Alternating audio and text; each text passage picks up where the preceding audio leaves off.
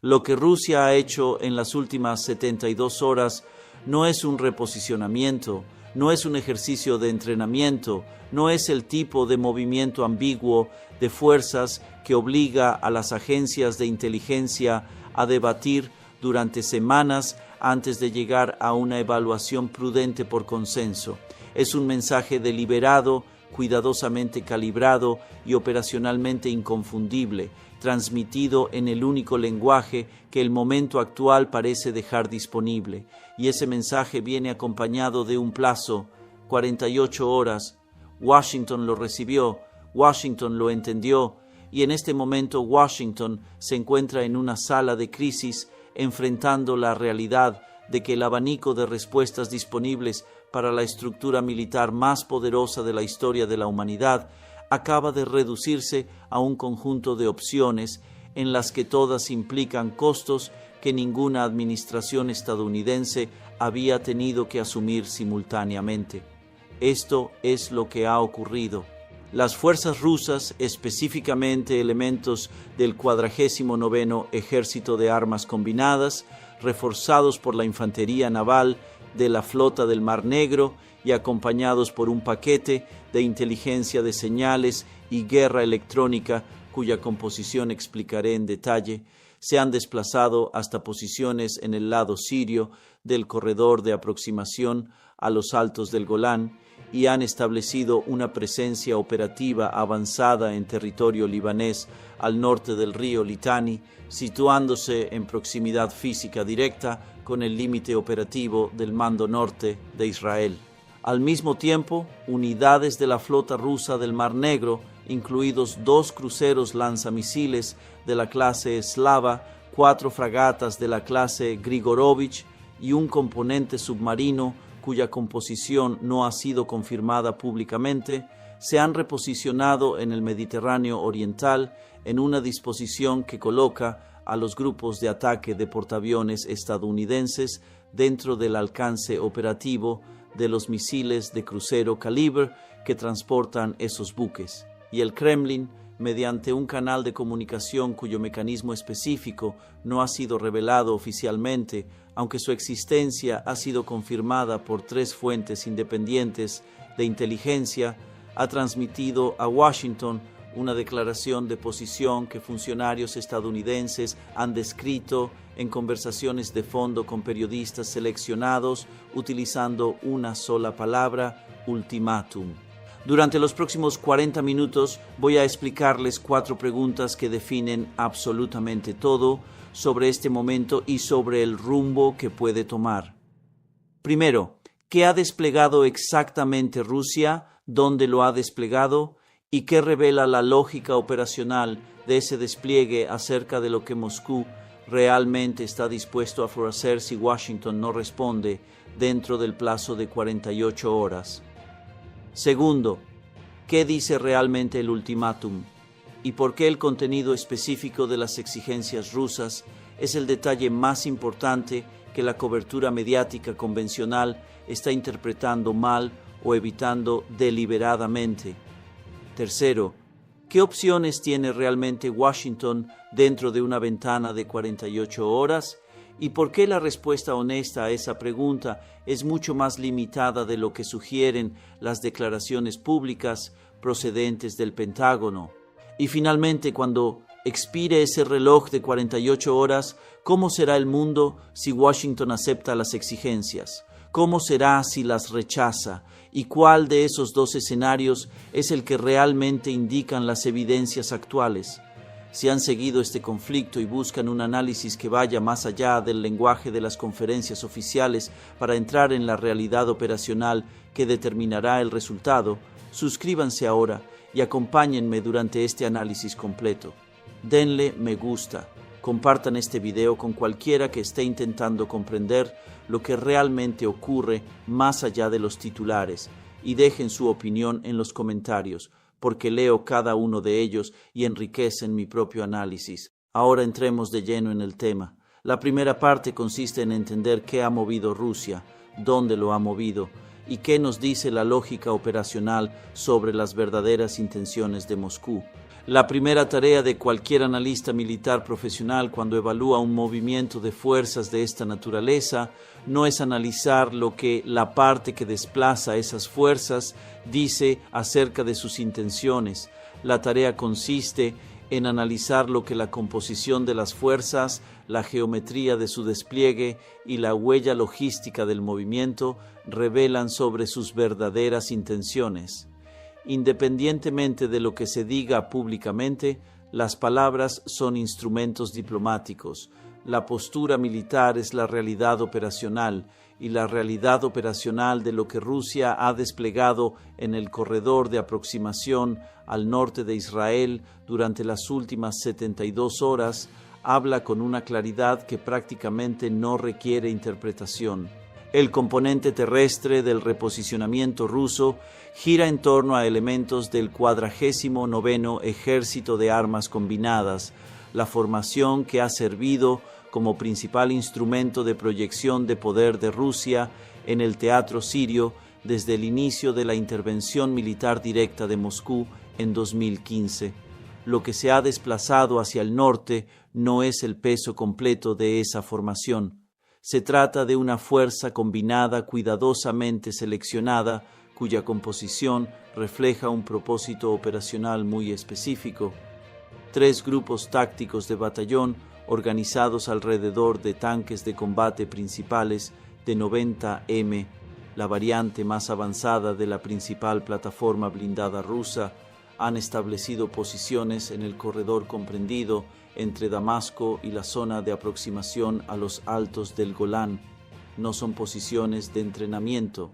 Los T-90M están desplegados en posiciones defensivas tipo hold down, con protección superior instalada, munición previamente almacenada y elementos de mantenimiento ubicados junto a las unidades de combate en una configuración compatible con una ocupación sostenida y no con un ejercicio temporal.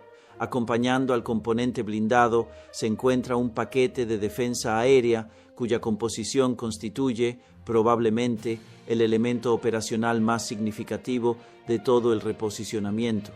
2 baterías S-400 Triumph han sido desplegadas en posiciones que proporcionan una cobertura de radar superpuesta sobre toda el área de operaciones aéreas del norte de Israel.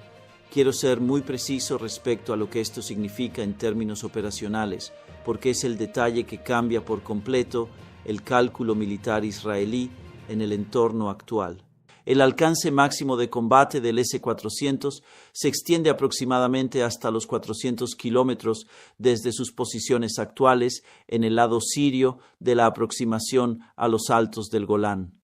La cobertura de radar del sistema abarca todas las bases aéreas israelíes, desde Ramat David en el norte hasta Nevatim en el desierto del Negev. Cada aeronave israelí que despega desde cualquiera de esas bases pasa a ser detectada inmediatamente por un sistema cuyos interceptores pueden comprometer objetivos a distancias, altitudes y velocidades que abarcan prácticamente todo el perfil operativo de vuelo de la flota israelí de cazas F-35.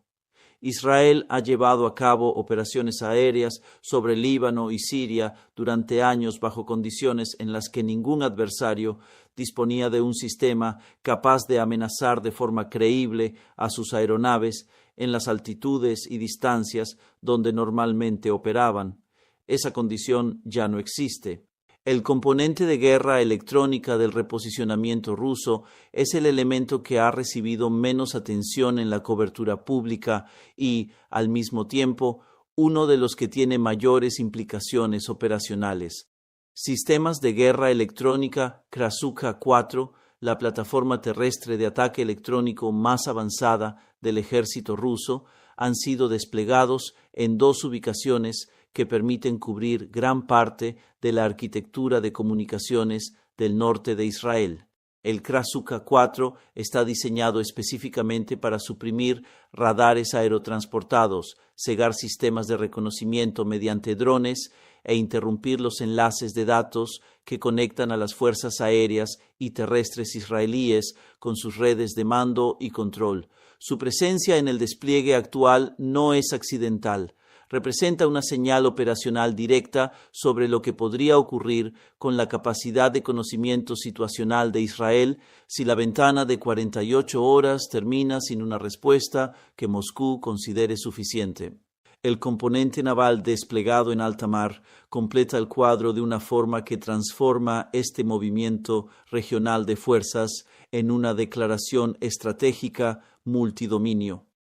Los cruceros de la clase Slava transportan entre 16 y 20 misiles de crucero calibre en sus sistemas de lanzamiento vertical. Las fragatas de la clase Grigorovich llevan 8 misiles calibre cada una. Tan solo el inventario confirmado de los buques de superficie supera las 100 armas de ataque de precisión listas para el combate, situadas dentro del alcance de prácticamente todos los objetivos militares e infraestructuras estratégicas de Israel, así como de todas las instalaciones militares estadounidenses en el Mediterráneo oriental.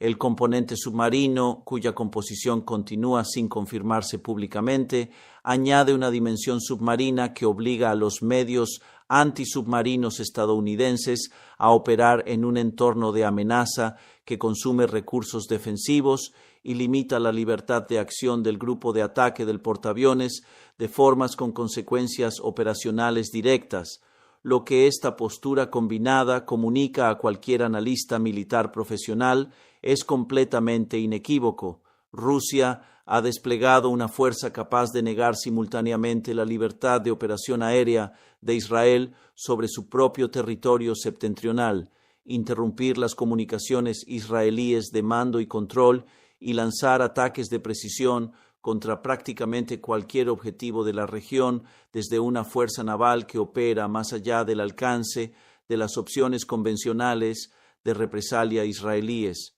No se trata de una postura defensiva, es una postura coercitiva, y las posturas militares coercitivas acompañadas de un plazo de 48 horas tienen un nombre muy concreto en el vocabulario de la seguridad internacional. Se llaman ultimátums.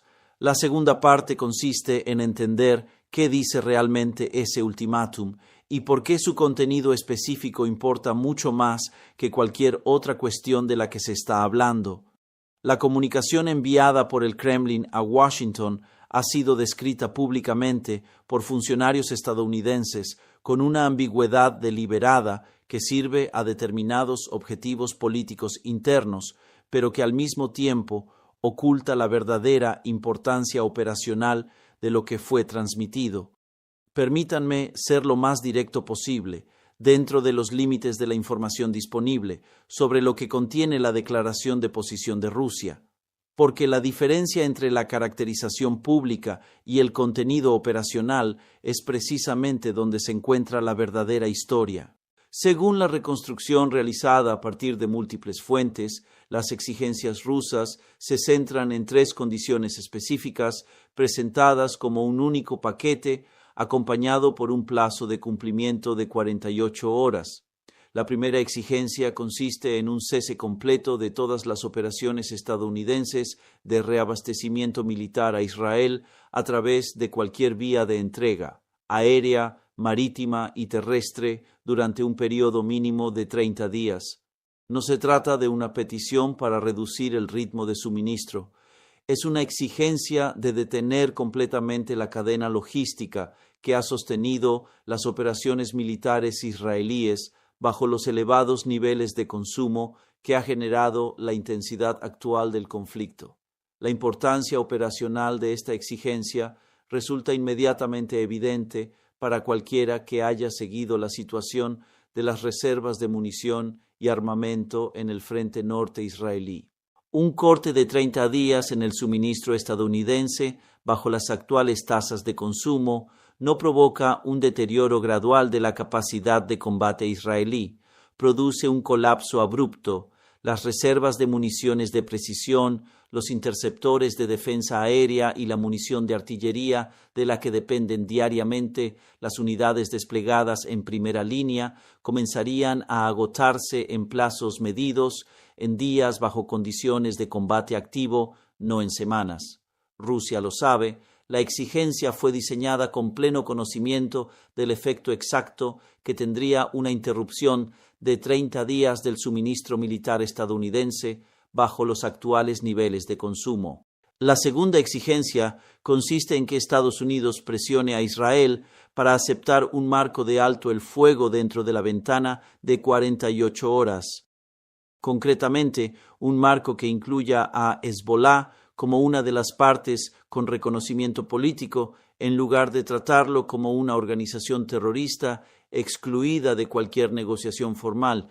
Esta exigencia tiene implicaciones que van mucho más allá de la situación táctica inmediata, porque aceptar el reconocimiento político de Hezbolá dentro de un acuerdo de alto el fuego no es una concesión meramente procedimental, es un reconocimiento estratégico que modifica toda la arquitectura política posterior al conflicto en el Líbano y el entorno de seguridad del norte de Israel, de una manera que ningún gobierno israelí ha estado dispuesto a aceptar y que Washington ha respaldado sistemáticamente al apoyar la negativa israelí.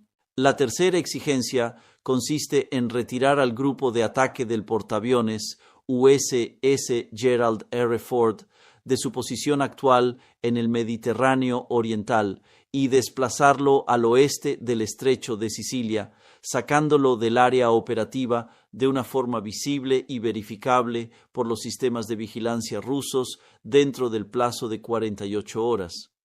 Esta es la exigencia que ha provocado la reacción más intensa dentro del Pentágono, porque no está planteada como una simple petición de desescalada. Está formulada como una demostración obligatoria de que Estados Unidos reconoce que la presencia militar rusa en el Mediterráneo Oriental ha establecido una zona de influencia que la aviación embarcada estadounidense deberá respetar. Aceptar esa exigencia no significa únicamente mover un buque, significa establecer un precedente cuyas consecuencias para la libertad de operación naval estadounidense en aguas disputadas afectarían a todos los escenarios donde actualmente esa libertad se considera garantizada. La tercera parte consiste en analizar qué puede hacer realmente Washington en 48 horas y por qué la respuesta honesta es mucho más limitada de lo que sugiere la postura pública. He observado cómo distintas administraciones estadounidenses respondían a ultimátums militares en numerosas ocasiones. Conozco la cultura institucional que produce las declaraciones públicas de firmeza absoluta y también las conversaciones privadas sobre lo que realmente puede lograrse dentro de las limitaciones impuestas por el entorno operacional. Y quiero explicar con honestidad cuáles son esas limitaciones en la situación actual, porque la distancia entre la postura pública y la realidad operacional es hoy mayor que en cualquier otro momento que pueda recordar en 3 décadas observando este proceso. La respuesta instintiva de Estados Unidos ante un ultimátum ruso consiste en enviar señales de escalada, ordenar el despliegue de más grupos de ataque de portaaviones hacia la región, trasladar bombarderos a bases avanzadas, emitir declaraciones públicas reafirmando un compromiso inquebrantable con la seguridad de Israel y proclamar una política de tolerancia cero frente a la coerción militar rusa. Ese manual de respuesta existe y algunos de sus elementos ya pueden observarse en los movimientos militares públicos realizados durante las últimas 24 horas. Sin embargo, esa estrategia de señalización de escalada enfrenta un problema fundamental en el entorno operacional actual, uno que la cultura institucional del estamento militar estadounidense encuentra realmente difícil de asumir. La señal de escalada solo funciona como elemento disuasorio si la parte que la recibe cree que dicha escalada es, al mismo tiempo, operacionalmente posible y políticamente sostenible. Y una evaluación honesta de ambas condiciones en este momento resulta considerablemente menos favorable de lo que cualquier declaración pública estadounidense está dispuesta a reconocer. En cuanto a la viabilidad operacional, el despliegue de grupos adicionales de portaaviones en el Mediterráneo Oriental no mejora la posición militar estadounidense en un entorno donde el grupo de ataque ya presente opera bajo la amenaza constante de los misiles calibre rusos situados dentro de su alcance efectivo. Añadir más buques a una zona donde ya existe la amenaza que limita su libertad de acción no elimina esa limitación, simplemente aumenta el número de activos expuestos a ella. Las baterías S-400 que ahora cubren el espacio aéreo del norte de Israel representan un problema operacional aún más grave para cualquier opción estadounidense que implique el empleo de poder aéreo. Los aviones de ataque estadounidenses que operen en apoyo de acciones israelíes sobre Líbano o Siria lo harían ahora en un entorno donde un sistema de defensa aérea operado directamente por Rusia, con capacidad para enfrentarse a ellos, está físicamente presente y plenamente operativo. Las reglas de enfrentamiento en un escenario así no son un simple cálculo militar. Son una cuestión que plantea si Estados Unidos está dispuesto a enfrentarse directamente con activos militares rusos. Y esa es una pregunta cuya respuesta ha sido esencialmente la misma en todas las administraciones estadounidenses desde 1945. En el plano de la sostenibilidad política, el entorno interno estadounidense que cualquier administración debe gestionar para construir una respuesta al ultimátum ruso ya no es el mismo que existía durante crisis anteriores en Oriente Medio. La autorización del Congreso para sostener un compromiso militar prolongado es realmente incierta. La disposición de la opinión pública a aceptar una confrontación cuyo camino de escalada podría desembocar en un conflicto directo con otra potencia nuclear es limitada de una manera que los planificadores estratégicos rusos parecen haber evaluado con notable precisión. Además, las consecuencias económicas derivadas de una interrupción del estrecho de Hormuz provocada por una escalada que amplíe el conflicto en lugar de contenerlo, representan un costo político que los asesores internos de cualquier administración están calculando en tiempo real con resultados que difícilmente pueden calificarse como alentadores. La ventana de 48 horas no ofrece tiempo suficiente para resolver ninguna de estas limitaciones. Fue diseñada específicamente para ser más corta que el tiempo que necesita el sistema político estadounidense para construir el consenso requerido para respaldar la respuesta de escalada que sugiere la postura pública.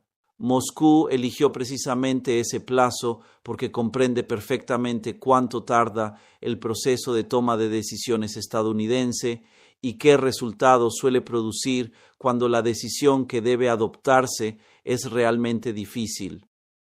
Hay algo que quiero decir sobre lo que Rusia ha demostrado con este reposicionamiento que va más allá del análisis operacional y diplomático inmediato, porque creo que es lo más importante que debemos comprender sobre lo que realmente refleja el cálculo estratégico de Moscú en este momento.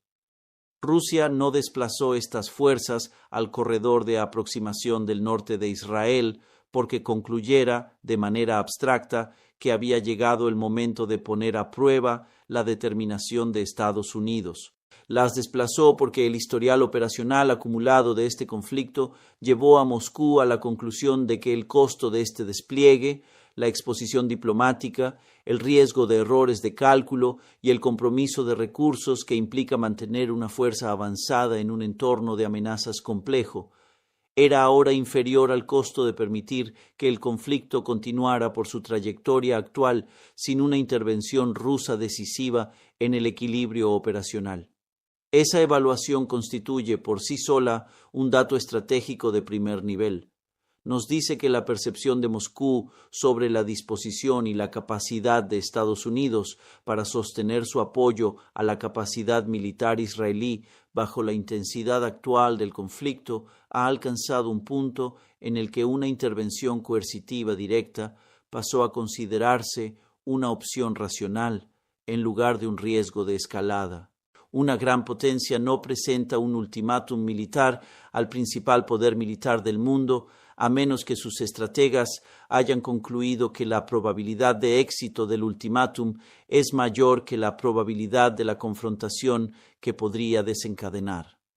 Rusia hizo ese cálculo, y la postura militar que ha desplegado para respaldar ese ultimátum constituye la expresión operacional de una confianza en ese cálculo que debería preocupar mucho más a Washington de lo que reflejan actualmente las declaraciones públicas del Pentágono. El reloj de las 48 horas sigue avanzando. Todos los gobiernos que tienen intereses en el desenlace de este momento, y eso significa en la práctica prácticamente todos los gobiernos del planeta, dadas las consecuencias que tendría una confrontación militar directa entre Rusia y Estados Unidos en el Mediterráneo Oriental para la economía mundial y para toda la arquitectura internacional de seguridad, observan atentamente los indicadores que les permitirán saber cuál de los escenarios empieza a hacerse realidad. El movimiento o la ausencia de movimiento del USS Gerald R. Ford. La continuidad o la suspensión visible de las operaciones de reabastecimiento. El tono y el contenido de las comunicaciones discretas que ambas partes mantienen a través de todos los intermediarios disponibles. Esos indicadores contarán la verdadera historia. Una historia que las declaraciones públicas, tanto de Washington como de Moscú, están diseñadas específicamente para ocultar. Y la historia que revelen durante las próximas 48 horas podría convertirse en el relato más trascendental para la seguridad internacional desde la caída del muro de Berlín. Esta es la pregunta que quiero dejarles en los comentarios. Teniendo en cuenta todo lo que Rusia ha desplegado, todo lo que exige el ultimátum y todas las limitaciones operacionales que enfrenta Washington cuando dejamos de lado la retórica pública, ¿dispone realmente Estados Unidos de una respuesta que pueda ejecutarse en 48 horas y que, al mismo tiempo, satisfaga la necesidad política interna de demostrar firmeza sin provocar la confrontación militar directa con Rusia hacia la que conduce el camino de la escalada? Porque desde donde yo lo observo, analizando esta situación con toda la honestidad que me permiten 3 décadas de experiencia en análisis militar profesional, esa es hoy la pregunta sin respuesta más importante del mundo. Díganme qué piensan. Denle me gusta y compartan este video si consideran que este análisis les ha aportado valor, porque desde donde yo lo observo, analizando esta situación con toda la honestidad que me permiten 3 décadas de experiencia en análisis militar profesional, la respuesta a esa pregunta es el interrogante sin resolver más importante del mundo en este momento. Sin embargo, existe un aspecto adicional que merece atención. Lo que Rusia ha demostrado con este reposicionamiento va mucho más allá del análisis militar y diplomático inmediato. Refleja un cambio profundo en su cálculo estratégico. Moscú no trasladó estas fuerzas al corredor de aproximación del norte de Israel simplemente para poner a prueba de forma abstracta la determinación de Estados Unidos. Lo hizo porque el desarrollo acumulado de este conflicto llevó a sus dirigentes a la conclusión de que el costo de este despliegue, la exposición diplomática, el riesgo de errores de cálculo y el enorme compromiso logístico que supone mantener una fuerza avanzada en un entorno de amenazas complejo, era inferior al costo de permitir que la guerra continuara sin una intervención rusa decisiva sobre el equilibrio operacional. Ese juicio, por sí mismo, constituye uno de los datos estratégicos más importantes de todo este episodio.